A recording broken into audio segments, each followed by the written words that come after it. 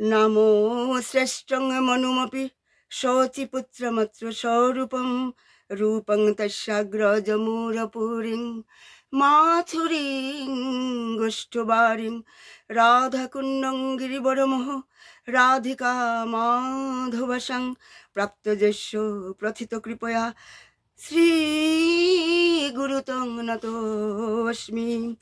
तमादिदेवं करुणानिधनं तमालवर्णं सुहितावतारम् अपार संसारो समुद्र सेतुं भोजमोहे भागवत स्वरूपम्। এই বিশ্ব ব্রহ্মাণ্ডের অধিপতি ত্রিলোকেশ্বরপতি নন্দনন্দন ব্রজেন্দ্রনন্দন শ্যামসুন্দর কুঞ্জনিকুঞ্জেশ্বর শ্রী রাধা মাধবের অশেষ কৃপা এবং তার আহ্লাদিনী শক্তি বৃষভানুনন্দিনী অষ্টসখী শিরোমণি শ্রী রাধারানীর অশেষ কৃপায় আমরা প্রতি শনিবার এই শিবানন্দ বাবার সৎসঙ্গে আমরা শ্রীহরির বাংময়ী প্রতিমূর্তি এবং বৈষ্ণবদের পরম ধন এই শ্রীমদ্ ভাগবতমের রস আস্বাদন করবার সৌভাগ্য লাভ করেছি। আমি শুদ্ধ মনে শুদ্ধভাবে যাতে কীর্তন করতে পারি। প্রথমে আমি ভক্তি রসপাত্র অকিঞ্চন বৈষ্ণব মহাভাগবত মহাপুরুষ শ্রী শ্রী স্বামী শিবানন্দ গোস্বামী মহারাজের চরণে আমার কোটি কোটি দণ্ডবত প্রণাম। আর সমস্ত রূপানুগ গুরুবর্গ গুরু পরম্পরা এবং সমস্ত আচার্যবর্গের চরণে আমার কোটি কোটি দণ্ডবত প্রণাম। আর উপস্থিত সমস্ত কৃষ্ণ প্রেম অনুরাগী গৌর ভক্তবৃন্দের চরণে আমার কোটি কোটি দণ্ডবত প্রণাম। আমরা শ্রীমদ্ ভাগবতমের ষষ্ঠ স্কন্ধে আমরা অনেক সপ্তাহ হলো আমরা রস আস্বাদন করছি। সপ্তম অধ্যায়ে আমরা দেবগুরু বৃহস্পতিকে ইন্দ্রিয় অপমান, আর আজকে আমরা রস আস্বাদন করব নারায়ণ কবচ এবং আর কিভাবে বৃত্তাসুর মানে সৃষ্টি হয়েছিল। আমরা দেখেছি যে ভক্ত আর ভগবান মিলে হচ্ছে পূর্ণ প্রকাশ। ভক্ত ভগবান এবং ভক্তি, আর ভক্ত আর ভগবান মিলে, কারণ ভক্ত ছাড়া ভগবানের কোনো অস্তিত্ব নেই, আর ভগবানেরও ভক্ত ছাড়াও অস্তিত্ব নেই। তাই ভক্ত আর ভগবান মিলে পূর্ণ প্রকাশ, আর তখনই কিন্তু ভক্তি রসের জন্ম হয়। আর ভক্ত ছাড়া ভগবানের তো অস্তিত্ব নেই, আর ভক্তির পূজা ছাড়া আর অন্য কিছুর পূজা নেই। মানে তাই তো আমরা আমাদের আচার্যরা গেয়ে থাকেন, রাধা কৃষ্ণ প্রাণ মুর যুগল কিশোর জীবনে মরণে গতি আরো নাহি মোর। রাধা কৃষ্ণ প্রাণ মোর যুগল কিশোর, এটা ছাড়া আমার জীবন, আমার কোনো গতি নেই, মানে আমার কোনো গতি নেই। তাই ভগবান আমাদেরকে এই মানব দেহ দিয়েছেন, অনেক কৃপা করে মানে দিয়েছেন, কৃপাবশত আমাদেরকে দিয়েছেন। তাই আমরা যাতে আমাদের এই মানব জীবনকে যাতে যাতে ভগবানের কাজে নিযুক্ত করে, মানে আমরা যাতে নিজের কল্যাণ যাতে আমরা করতে পারি। তাই কারণ আমরা অনেক সময় ভাবি কি যে আমাদের হাতে অনেক সময় আছে, আমরা আগে একটু মানে এখন একটু গল্প করি, একটু আমরা টিভি দেখি, আমরা একটু মানে বেরিয়ে আসি, এইসব আমরা ভাবতে থাকি। মানে কারণ আমাদের হাতে প্রচুর সময়, আমরা ভাবি, এটাই আমরা সাধারণত ভাবি। কিন্তু যে ব্যক্তি মানে এই খালি সময়ে ভগবানের কথা শ্রবণ করে, কীর্তন করে, অথবা গুণগান করে ভগবানের, সেই ব্যক্তি কিন্তু ভগবানের অত্যন্ত প্রিয় হন। কিন্তু ভগবান তাকে খুব মানে প্রেম করেন, স্নেহ করেন। মানে ভগবানের জন্য যখন কেউ তার সময় বের করে, তখন ভগবান তার প্রতি অত্যন্ত প্রসন্ন হন। সময় বের করে মানে সৎসঙ্গে বসে হরিকথা শ্রবণ করে, তার প্রতি ভগবান অত্যন্ত প্রসন্ন হন। এইরকম হৃদয় কিন্তু ভগবানের বড় প্রিয়। মানে তাই আমাদের বুদ্ধি যখন ভগবানের প্রতি প্রয়োগ হয়, মানে বুদ্ধি প্রয়োগ মানে বুদ্ধি, কারণ আমাদের বুদ্ধি যখন বলে যে হরিকথা শ্রবণ করো, কৃষ্ণ কথা শ্রবণ করো, সৎসঙ্গে জয়েন করো, বসো, এগুলো হচ্ছে বুদ্ধির কথা। মানে আর ভগবান এই বুদ্ধির, আমাদের এই বুদ্ধির খুব প্রশংসা করেন। মানে কারণ ভগবান তো আমাদেরকে এই দেহটা দিয়েছেন না, তাই আমাদের এই পঞ্চেন্দ্রিয় পঞ্চ জ্ঞানেন্দ্রিয়কে ভগবানের কাজে নিযুক্ত করতে হবে। তাই আমরা দেখেছি এই পরীক্ষিত মহারাজ, যিনি সপ্তাহব্যাপী 7 দিন ধরে শ্রীমদ্ ভাগবত শ্রবণ করেছিলেন, বক্তা ছিলেন সুখদেব গোস্বামী। কারণ তক্ষক সাপ 7 দিন পরে মানে দংশন করে তার মৃত্যু হবে, সেটা জানতে পারে পরীক্ষিত মহারাজ মানে গঙ্গার তীরে গিয়েছিলেন এবং সেখানে 88,000 মুনি ঋষিরা কাছে অনেক প্রশ্ন করেছিলেন, সবাই অনেক অনেক কথা বলেছিল, এটা করো ওটা করো, এটা করলে তোমার ইয়ে হবে। কিন্তু পরীক্ষিত মহারাজ তখন সুখদেব গোস্বামী তখন শ্রীমদ্ ভাগবতমের কথা শোনাতে আরম্ভ করলেন, প্রেয় এবং শ্রেয়র সম্বন্ধে বলতে লাগলেন। 7 দিন ব্যাপী হয় সেটা, 7 দিন। কারণ পরীক্ষিত মহারাজের তখন 7 দিনের দিন মানে সর্বদংশনে মৃত্যু হয়েছিল। কিন্তু কিন্তু আমরা জীব, আমরা কিন্তু জানি না আমাদের কখন মৃত্যু হবে। আমরা কি জানি আমার কখন মৃত্যু হবে? আপনি কি জানেন? আমরা জানি না কোন দিন আমার মৃত্যু হবে, কোথায় হবে, কিভাবে হবে, আমরা কিছুই জানি না। ভগবান ইচ্ছে করে আমাদেরকে এই জন্য অন্ধকারে রেখেছে। এটা অবশ্য ভালোই করেছে ভগবান। আমরা যদি জানতাম যে আমার মৃত্যু কবে হবে, আমার কতদিন পরে হবে, কত তারিখ হবে, তখন কি হতো আমাদের? আমাদের মনে তো হইচই লেগে যেত। মানে আমরা যদি জানতে পারতাম যে কার দ্বারা আমার মৃত্যু হবে, এটা যদি আমরা জানতে পারতাম, তবে আমাদের জীবন দুর্বিষয় হয়ে উঠতো, চিন্তা হতো আমাদের। আর মানুষ যদি মানে আরও জানতো যে ভগবান মানে জানিয়েছে যে আমার 100 বছর পরে, আমি যদি জানতাম যে আপনারা যদি জানতেন যে আমাদের মৃত্যু 100 বছর পরে হবে, 100 বছরের আয়ু নিয়ে এসেছি, 100 বছরের কম না, 100 বছর আমি বেঁচে থাকবই, তখন কি হতো আমাদের? তখন সেই জীব, সেই ব্যক্তি, বাস আমার কথাও বলছি আমি, তখন আমরা কি করতাম? আমরা মানে ড্যাম কেয়ার, আমি এটা বলছি, ড্যাম কেয়ারই বলা যায়, অলসভাবে মানে যেভাবে সেভাবে মানে নেগলিজেন্সি যাকে বলে, আমরা ভাবতাম যে 100 বছর, অনেক বছর বাকি আছে, অনেক টাইম আছে নাম করার, জপ করার, সৎসঙ্গ করার, এখন একটু আমি ফুর্তি করে নেই। সেটাই তো আমরা ভাবতাম। যদি জানতে পারতাম আমার 100 বছর পর্যন্ত আয়ু আছেই, তাই তো ভগবান আমাদেরকে অন্ধকারে রেখেছেন। কিন্তু পরীক্ষিত মহারাজ ছিলেন খুবই মানে সৌভাগ্যবান, কারণ পরম বৈষ্ণব ছিলেন। তাই জন্য তিনি জানতে পেরেছিলেন যে যেভাবে খটাঙ্গ মহারাজ জানতে পেরেছিলেন তার মৃত্যু কখন হবে। তাই ভগবান আমাদের থেকে মৃত্যুকে গুপ্তভাবে রেখেছেন। তাই কখন মৃত্যু আসবে আমরা জানি না। তাই আমাদের প্রত্যেকের উচিত সৎসঙ্গ করে, হরিকথা শ্রবণ করে জীবনের কল্যাণ করা। তাই তো বলা হয় সাধু সঙ্গ সর্বশাস্ত্রে কয়, লবমাত্র সাধু সঙ্গ সর্বসিদ্ধি হয়। কারণ এই সাধুরাই আমাদের এই অন্তরের মলিনতাকে মুছে দেয়, আমাদের মনকে পবিত্র করে দেয়, শুদ্ধ করে দেয়, আমাদের মার্গদর্শন করিয়ে দেয়। তাই তো আমাদের আচার্যরা গিয়ে থাকেন। কারণ আমরা ভাবি যে আমরা সংসারে এসে আমরা সেই ছোট্ট শিশুটা যখন জন্ম নিয়ে মাতৃগর্ভ থেকে জন্ম নেয়, তখন সে মায়ার জালে বদ্ধ হয়। তখন সে ভাবতে থাকে, ভজিব বলিয়া এসে সংসার ভিতরে ভুলিয়া রহিনু আমি অবিদ্যার জালে। কারণ সবই তো অবিদ্যা। এই জড়জাগতিক যা আমরা করছি, যা শিক্ষা নিচ্ছি, যাই করছি, সবই তো অবিদ্যা, সেটা বিদ্যা নয় কিন্তু।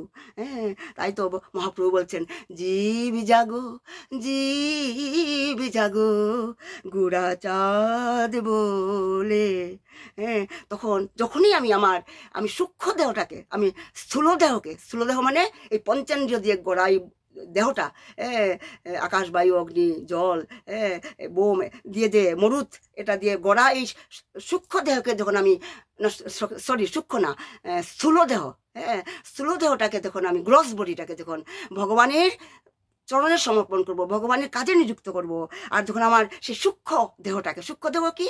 সূক্ষ্ম দেহ হচ্ছে মন, বুদ্ধি, অহংকার। যখনই আমি আমাদের মন, বুদ্ধি, অহংকারে যখন আমাদের সাধুরা বাস করবে, তখন আর কারণ আমাদের এই মন, বুদ্ধি, অহংকার যখন সাধু বাস করে, তখনই তো আমার চিত্তবৃত্তি শুদ্ধ হবে। কিন্তু এখন আমাদের মন, বুদ্ধি, অহংকারে কার প্রভাব? এখন এই দুনিয়ার এই জড়জাগতিক বস্তুর প্রভাব কিন্তু আমার এই মন, বুদ্ধি, অহংকারে, এই স্থূল সূক্ষ্ম শরীরে, তাই না? কিন্তু যখন গুরুদেবের কৃপা হয়, রাধারানীর কৃপা হয়, যখন এক সাধুর কৃপা হয় আমাদের উপর বর্ষিত হয়, তখন আমাদের সেই মন, বুদ্ধি, অহংকার তখন শুদ্ধ হয়ে যায়। সেটা হবে কিন্তু আস্তে আস্তে, ধীরে ধীরে হবে। তাই তো আমরা দেখছি যখন সেই দেবতাদের মন, সেই মন, বুদ্ধি, অহংকার তাতে ভ্রষ্ট হয়ে গিয়েছিল। তারা তাদের গুরুদেবকে, বৃহস্পতিকে দেখে তারা সম্মান জানায়নি, যার জন্য গুরুদেব রুষ্ট হয়ে সেখান থেকে তিনি মায়া বলে তিনি সেখান থেকে উধাও হয়ে গিয়েছিলেন। তাই তো বলা হয়, কেউ যখন গুরুদেবের বা গুরুজনের, শ্রদ্ধেয় গুরুজনের প্রতি অসম্মান করে, তখন তার আয়ু ক্ষয় হয় আর তার পুণ্যও ক্ষয় হয়। যা পুণ্য সে অর্জন করেছিল এতদিন, তাও ক্ষয় হয়ে যায়। তার ফলে তার অধঃপতন হয়। তাই আমাদের খুব সাবধান হতে হবে বৈষ্ণব অপরাধ থেকে। তাই ইন্দ্রকে তাই ব্রহ্মা বলছেন, কারণ দেবতারা তো পরাজিত হয়ে, দৈত্যরা পরাজিত করে স্বর্গরাজ্য কেড়ে নিয়ে গেছিল। আর স্বর্গরাজ্যের দেবতারা ইন্দ্রসহ ত্রাহি ত্রাহি করে তারা মানে ভয়ে তারা পলায়ন করে ব্রহ্মার কাছে আশ্রয় নিয়েছিল। আর ব্রহ্মা তখন ইন্দ্রকে বলেছিলেন যে এই যে তোমাদের শত্রু এই দৈত্যরা, তারা কিন্তু একবার তারা কি হয়েছিল, শুক্রাচার্য, তাদের গুরুদেব, অসুরদের গুরুদেব শুক্রাচার্য, তাদের শুক্রাচার্যের প্রতি অশ্রদ্ধা প্রদর্শন করার ফলে তাদের পতন হয়েছিল, দুর্বল হয়ে গিয়েছিল। তাই তো তোমরা মানে ব্রহ্মা বলছেন ইন্দ্রকে, তাই তো তোমরা অসুরদের পরাজিত করতে পেরেছিলে। কিন্তু এখন কিন্তু ভক্তির, গভীর ভক্তি মানে সহকারে এই অসুররা তাদের গুরুদেব শুক্রাচার্যের আরাধনা করার ফলে, ভক্তির বলে তারা এত শক্তিশালী হয়েছে, বলশালী হয়েছে, আজ তারা তোমাদেরকে পরাজিত করেছে, স্বর্গরাজ্য কেড়ে নিয়েছে। তাই গুরুদেবের বলে এই জগতে সবচাইতে শক্তিশালী হওয়া যায়। আবার গুরুর অপ্রসন্নতার ফলে আবার মানুষ সব কিছু মানে হারাতে পারে, মানে সব কিছু হারাতে পারে। তাই তো আমাদের বিশ্বনাথ চক্রবর্তী, আমি প্রায় এটা বলে থাকি, আবার পুনরুল্লেখ করবো না, এই যস্য প্রসাদাৎ ভগবৎ প্রসাদ, যস্য প্রসাদান্ন গতিকুত হবি, মানে গুরুদেবের কৃপায় আমাদের কৃষ্ণের কৃপা, কৃষ্ণের আশীর্বাদ লাভ হয়। আর গুরুদেবের কৃপা না হলে কোনো রকমের উন্নতি হয় না। তাই আমাদের সাবধান হতে হবে। মানে তাই কি জানি বলে, সুখদেব গোস্বামী তখন বললেন পরীক্ষিত মহারাজকে যে সমস্ত দেবতারা তখন ব্রহ্মার উপদেশে তারা গুরুদেব পৌরোহিত্য হিসাবে তারা বিশ্বরূপকে, ত্বষ্টার পুত্র বিশ্বরূপকে তারা পৌরোহিত্য মানে বরণ করেছিলেন। কারণ এই বিশ্বরূপ একজন খুব মানে পাওয়ারফুল ব্রাহ্মণ ছিলেন, মানে তত্ত্বদষ্টা ছিলেন। আর দেবতারা বিশ্বরূপকে বললেন যে যদিও তো তুমি আমাদের বয়সে ছোট, কিন্তু মানে কেউ যদি জ্ঞানে বরিষ্ঠ হয়, নলেজ যদি বেশি হয়, তত্ত্বদষ্টা যদি হয়, সে বয়সে জ্যেষ্ঠ না হলেও সে কিন্তু জ্যেষ্ঠ, বয়সে ছোট হলেও সে জ্যেষ্ঠ হতে বাধ্য, তার যদি জ্ঞান যদি বরিষ্ঠ হয়। তাই বিশ্বরূপ দেবতাদের বলছেন যে বিগর্হিতং ধর্মশীলাই ব্রহ্মবর্চ উপব্যয়ম কথং নু মধ্যিশো নাথা লোকে শৈরভিযাচিতম। বিশ্বরূপ তখন দেবতাদের বললেন, হে দেবতাগণ, এই পৌরোহিত্য আমি বরণ করব, আমি আপনাদের শিষ্যের মতো আপনি কতটুকু হিউম্যানিটি, বলছে কি, কারণ এটাই তো ভক্তির মানে কি বলা হয়, এটাকে বলা হয় মাথা ঝুঁকানোই হচ্ছে ভক্তি, কিন্তু মাথা ঝুঁকানোই হচ্ছে ভক্তি। তাই তো চৈতন্য মহাপ্রভু বলে গেছিলেন, তৃণাদপি শুনিছেন তরুরপি সহিষ্ণুনা অমানিন মানদেন কীর্তনিয়া সদাহরি।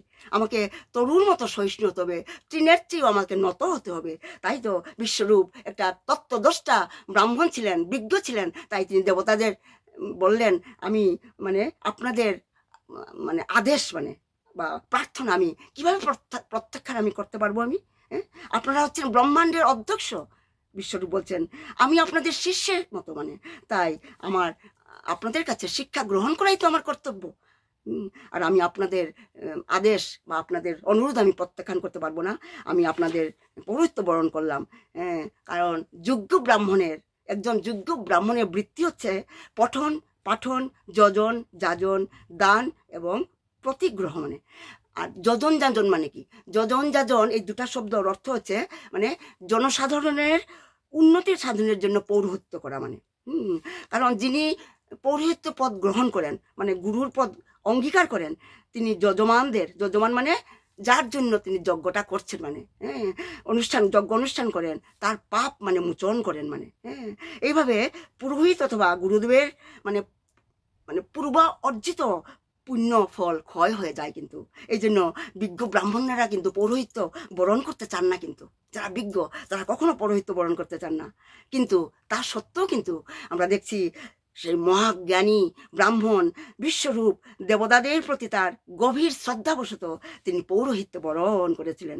তাই তিনি বলেছিলেন যে বিশ্বরূপ দেবতাকে বললেন, আবার বললেন, অকিঞ্চনাং হিধনং শিলঞ্ছনং তেন নির্বর্তিত সাধু শতকৃত। এখানে বলা হচ্ছে, আপনার মন দিয়ে শুনবেন, শিলঞ্ছনং।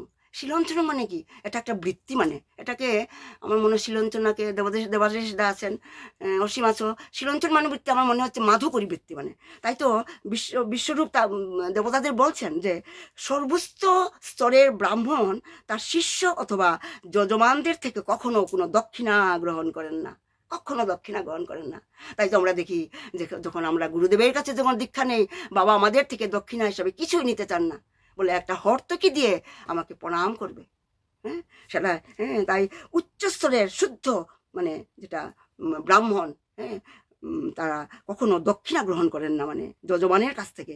তপস্যা পরায়ণ হয়ে সেই ব্রাহ্মণ তিনি কি করেন, কিভাবে জীবিকা নির্বাহ করেন? শস্য ক্ষেত্রে পরিত্যক্ত শস্য গ্রহণ করে অথবা হাটে বাজারে শস্য মানে পতিত শস্য গ্রহণ করেন, তিনি তার নিজের দেহ ধারণ করেন এবং পরিবার পরিজনদের ভরণ পোষণ করেন। এই প্রকার ব্রাহ্মণেরা কখনো ক্ষত্রিয় অথবা বৈশ্যদের মতো ঐশ্বর্যময় জীবন যাপন করার জন্য তাদের শিষ্যদের কাছ থেকে কোনো কিছুই গ্রহণ করেন না। পক্ষান্তরে শুদ্ধ ব্রাহ্মণ কি করে? স্বেচ্ছায় মানে দারিদ্র বরণ করেন এবং সর্বতভাবে ভগবানের কৃপার উপরে নির্ভর করে জীবন যাপন করে। আমরা এখানে অনেক উদাহরণ দৃষ্টান্ত আছে, শ্রীমদ্ ভাগবতমও আছে, চৈতন্য চরিতামৃত আছে, সেখানে স্কন্ধ পুরাণ, পদ্ম পুরাণ, অনেক ভক্তের কাহিনী। কারণ এই ভগবতেই বলো আর চৈতন্য চরিতামৃত ভক্তদেরই তো কথা, ভগবানের কথা তো কবেই বলা হয়েছে, সব ভক্তদেরই কথা। ভগবান চান ভক্তদের যাতে গুণগান করা হোক। তাই যারা শুদ্ধ ভক্ত তারা ভগবানের কৃপার উপর নির্ভর করে জীবন যাপন করেন।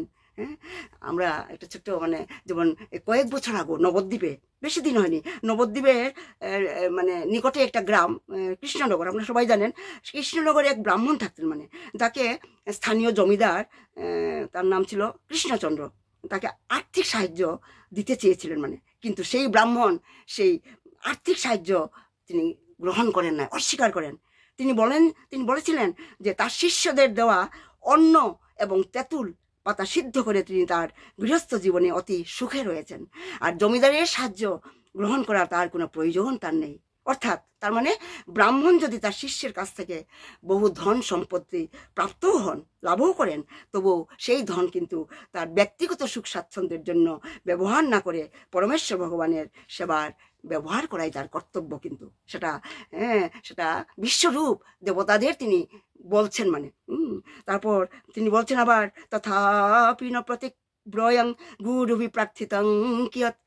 আপনারা সকলেই আমার গুরুজন, তাই পৌরোহিত্য নিন্দনীয় হলো আমি কিন্তু আপনাদের মানে প্রার্থনা আমি প্রত্যাখ্যান করতে পারলাম না। তাই আমি আমার প্রাণ দিয়ে, আমার সমস্ত ধন দিয়ে আমি আপনাদের অনুরোধ আমি সাধন করব। মানে এইভাবে মানে সুখদেব গোস্বামী পরীক্ষিত মহারাজকে বলছেন। কারণ আমরা দেখেছি এই যে শ্রীমদ্ ভাগবতমে বক্তা এবং শ্রোতা তিনজন, একটা হচ্ছে সুখদেব বক্তা, পরীক্ষিত শ্রোতা, আর আরেকটা হচ্ছে সৌনকাদি ঋষি শ্রোতা আর সুত গোস্বামী। কারণ সুখদেব গোস্বামী যখন ভাগবতম বলেছিলেন, তখন কিন্তু সুত গোস্বামী সেখানে উপস্থিত ছিলেন, অনেক দূরে বসে শ্রবণ করছিলেন, আর শ্রুতিধর হয়ে গিয়েছিলেন। আর তিনি নৈমিষারণ্যে পরে অনেক বছর পরে তিনি সেই সৌনকাদি ঋষিকে শ্রীমদ্ ভাগবতম শুনেছিলেন, আর মৈত্রী মুনি বিদুরকে শ্রীমদ্ ভাগবতম শুনিয়েছিলেন। আবার কিন্তু আরেকটাও আছে, আমি দেখেছি নারদ মুনিকে সেই চতুর্শন মানে কুমার, সনত কুমার, সনন্দ, সনাতন, তারা কিন্তু ভাগবত শুনেছিল নারদ মুনিকে বৃন্দাবনে না, সেটা বোধ হয় আমার ঠিক মনে পড়ছে না, বৃন্দাবনের কাছেই, ভুলে গেলাম জায়গাটা, আমার কেউ যদি প্লিজ সাহায্য করেন। বৃন্দাবনে নয়, সেই ভক্তি বৈরাগ্য তার দুই পুত্র জ্ঞান বৈরাগ্য ভক্তিকে বৃন্দাবনে ছিল, আর নারদমুনি ভাগবত সপ্তাহ করেছিল, সেখানে সনৎ সনাতন তারা বক্তা হয়েছিল, নারদমুনি শ্রবণ করেছিল, সেটা হরিদ্বার, হ্যাঁ হরিদ্বারে মনে পড়েছে, হরিদ্বারেও সেটা হয়েছিল। তাই আমরা দেখছি সেই শুক্রাচার্যের বিদ্যার দ্বারা যদিও অসুররা শক্তিশালী হয়েছিল, মানে স্বর্গরাজ্য দখল করে নিয়েছিল, কিন্তু এই বিশ্বরূপ এমন একটা মন্ত্র, মানে নারায়ণ কবচ নামক একটা মানে স্তোত্র মানে রচনা করে তিনি সেই মন্ত্রের দ্বারা তিনি কি করেছিলেন, দৈত্যদের মানে ঐশ্বর্য, স্বর্গরাজ্য কেড়ে নিয়েছিলেন, সমস্ত ঐশ্বর্য, কারণ স্বর্গরাজ্যে তো ঐশ্বর্যের অভাব নেই, হ্যাঁ মাণিক্য কল্প বৃক্ষ সেখানে আছে, সেইগুলি সব ফিরিয়ে এনে তিনি মহেন্দ্রকে দিয়েছিলেন, মহেন্দ্র মানে ইন্দ্রকে আবার ফেরত দিয়ে দিয়েছিলেন। তাই আমরা দেখতে পাচ্ছি যে যে দেবতারা ভগবান শ্রী বিষ্ণুর ভক্ত হন, কিন্তু বিষ্ণু ভক্ত স্মৃতি দৈব, মানে দেবতারা সাধারণত ভগবান শ্রী বিষ্ণুর ভক্ত হন, আর অসুরেরা তারা কিন্তু সবসময় বিষ্ণু ভক্তদের অথবা বৈষ্ণবদের বিরোধী হন কিন্তু, মানে তাই বিশ্বরূপ কি করেছিলেন, দেবতাদের রক্ষার জন্য বিষ্ণু মন্ত্রে মানে একটা কবচ তৈরি করেছিলেন। তাই কখনো কখনো এই বিষ্ণু মানে মন্ত্রকে বলা হয় বিষ্ণু জ্বর, আর শিব মন্ত্রকে বলা হয় শিবজ্বর। মানে তাই আমরা শাস্ত্রের মধ্যে আমরা দেখতে পাই যে কখনো কখনো অসুর এবং দেবতাদের মধ্যে যুদ্ধে মানে শিবজ্বর এবং বিষ্ণু জ্বরের প্রয়োগ করা হয়, মানে তাই আমরা দেখেছি শ্রীমদ্ ভাগবতমে, আমরা তাইও দেখেছি যে ভগবান শ্রীকৃষ্ণ, তিনি তো করুণাময়, তিনি জানেন, তাই তিনি অসুর এবং নাস্তিকদের বিমোহিত করার জন্য তিনি কি করেছিলেন, বুদ্ধদেব হয়ে আবির্ভূত হয়েছিলেন। কারণ পরমেশ্বর ভগবান সর্বদা তার ভক্তদের মানে আশীর্বাদ করেন, রক্ষা করেন। তাই তো ভগবান ভগবদ্গীতায় কি বলেছিলেন অর্জুনকে, কন্তেয় প্রতি জানাহি নমে ভক্তা প্রণশ্যতি, হে কন্তেয় তুমি দৃপ্ত কণ্ঠে ঘোষণা করো আমার ভক্তের বিনাশ নেই। তারপর এই বিশ্বরূপ দেবতাদের সেই নারায়ণ কবচ মন্ত্রের মহিমা বর্ণনা করতে আরম্ভ করলেন। কারণ এই নারায়ণ কবচের এই বিশ্বরূপের কিন্তু তিনটা মাথা ছিল, মানে তিনটা মাথা ছিল, একটা মাথা দিয়ে সুমরস পান করতো, আরেকটা এরকমই করতো, হ্যাঁ সুমরস পান করতো, আরেকটা মাথা দিয়ে সে ভুলে গেলাম সেটা,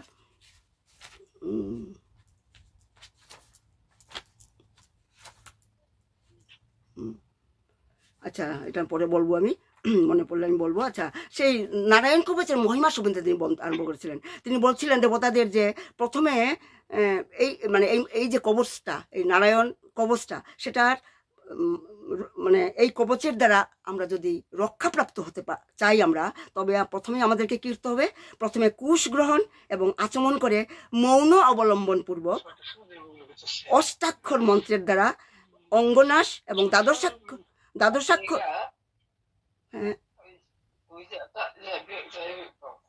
দ্বাদশাক্ষর মন্ত্রের দ্বারা করণনাশ করতে হবে। অষ্টাক্ষর মন্ত্র কি, সেটা হচ্ছে ওং নমো নারায়ণায়, এটা হচ্ছে অষ্টাক্ষর মন্ত্র। আর দ্বাদশাক্ষর ওঙ্কার সমন্বিত মন্ত্র হচ্ছে ওং নমো ভগবতে বাসুদেবায়। এই দ্বাদশাক্ষর মন্ত্রের প্রতিটি অক্ষর কিন্তু প্রণব সম্পঠিত করে, সেটা দক্ষিণ মানে তর্জনী থেকে বাম তর্জনী পর্যন্ত ক্রমে 8টি মানে বর্ণনাশ করে অবশিষ্ট 4টি কিন্তু 4টি বর্ণ কি করতে হবে, দুই হাতের প্রত্যেক আঙুলে মানে আদি এবং অন্তে পর্বে নাশ করতে হবে। তারপর ওং বিষ্ণবে নমঃ, এই 6 অক্ষর মন্ত্রটির প্রত্যেকটি অক্ষর যথাক্রমে মানে মানে বলা হয় হৃদয়ে, মস্তকে, ভ্রুযুগলের মাঝখানে, শিখায়, নেত্রদ্বয়ের মাঝখানে সন্ধিস্থলে নাশ করে ওং অস্ত্রায় ফট, এই মন্ত্রে এবং অস্ত্রায় ফট বলে দিক বন্ধন করতে হবে, করে না সেব দেবমার্চেত, অর্থাৎ যারা দেবতার পর্যায়ে উন্নতি হয়নি তারা এই মন্ত্র কিন্তু অর্জন করতে পারে না। তাই এই শাস্ত্র এই বচন অনুসারে নিজেকে গুণগতভাবে মানে কি করতে, পরমেশ্বর ভগবান থেকে অভিন্ন বলে চিন্তা করতে পারে, মানে চিন্তা করতে হবে, মানে সেটা আমরা গুণগতভাবে, সেটাতে আমরা আমরা সেই চৈতন্য চরিতামৃতের কথা মনে পড়ে গেল। চৈতন্য মহাপ্রভু আমাদের অচিন্ত ভেদাভেদ তত্ত্বের কথা বলেছিলেন যে জীব আর ভগবানের মধ্যে কোনো মানে পার্থক্য আছে, ভেদ এবং অভেদও আছে। তার মানে গুণগতভাবে মানে কোয়ালিটেটিভলি মানে এক, আর কোয়ান্টিটেটিভলি ডিফারেন্ট, মানে গুণগতভাবে এক, কিন্তু আয়তনগতভাবে মানে ডিফারেন্ট, মানে হ্যাঁ সেটাই বলছে যে হ্যাঁ এটা এইগুলি মানে বিশ্বরূপ দেবতাদের তিনি এই নারায়ণ কবচ মন্ত্র সম্বন্ধে কিভাবে প্রয়োগ করতে হয় তাদেরকে বললেন, মানে তিনি। তারপর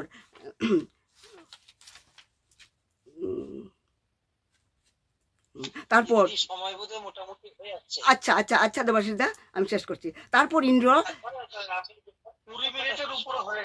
আচ্ছা 5 মিনিট আছে আরো, আচ্ছা ঠিক আছে। তারপর ইন্দ্র বিশ্বরূপের কাছ থেকে এই বিদ্যা লাভ করেছিলেন। আবার আর ইন্দ্র এই মন্ত্রে, এই নারায়ণ কবচের মন্ত্রের দ্বারাই তিনি মানে ত্রিভুবনের সমস্ত সম্পদ তিনি ভোগ করেছিলেন। আর বিশ্বরূপ দেবরাজ ইন্দ্রকে যে এই যে কবচটা দান করেছিলেন তা এতই শক্তিশালী ছিল যে তার প্রভাবে মানে ইন্দ্র অসুরদের পরাভূত করে মানে ত্রিলোকের সমস্ত ঐশ্বর্য নির্বিঘ্নে তিনি ভোগ করেছিলেন। আর এই সম্বন্ধে আমাদের গৌড়ীয় সম্প্রদায়ের মধ্যাচার্য তিনি বলেছেন, বিদ্যা কর্মাণি চ সদা গুরু প্রাপ্তা ফলপ্রদা অন্যথা নৈব ফলদা প্রসন্নতা ফলপ্রদা। এটার অর্থ হচ্ছে মানুষের কর্তব্য হচ্ছে সদ্গুরুর কাছ থেকে সর্বপ্রকার মন্ত্র গ্রহণ করা, মানে তা না হলে সেই মন্ত্র কখনো কার্যকরী হবে না। হ্যাঁ সেই কথা ভাগবত তো শ্রীমৎ না ভাগবত গীতা তো সেটা কিন্তু উল্লেখ আছে, কি আছে, তদ্বিদ্ধি প্রণিপাতেন পরিবেষ্টন সেবয়া। হ্যাঁ মানে আচ্ছা ঠিক আছে, আমি এখানে আমি বিরাম দিচ্ছি। নিতাই গৌর, আমার এটাই আমার মস্ত বড় আমার মানে কি বলে দোষ, মানে প্রণাম সবাইকে। আজ এখানে বিরাম দিচ্ছি। নিতাই গৌর সীতানাথ প্রেমানন্দে হরি হরি বল। মহাকুম্ভ মেলা কি জয়, জয় শিবানন্দ বাবা কি জয়, সমস্ত ভক্তবৃন্দ কি জয়। হে কৃষ্ণ গোবিন্দ হরে মুরারি, হে নাথ নারায়ণ বাসুদেব। হে কৃষ্ণ গোবিন্দ হরে মুরারি, হে নাথ নারায়ণ বাসুদেব। প্রণাম সবাইকে, প্রণাম, আমার ভুল ত্রুটি মাত্র না করবে, প্রণাম। প্রণাম বৌদি, প্রণাম, খুব সুন্দর লেগেছে। প্রণাম। হরে কৃষ্ণ দাকে অনুরোধ করবো চৈতামৃত, চৈতন্য চরিতামৃত নিয়ে আলোচনা করতে। প্রণাম।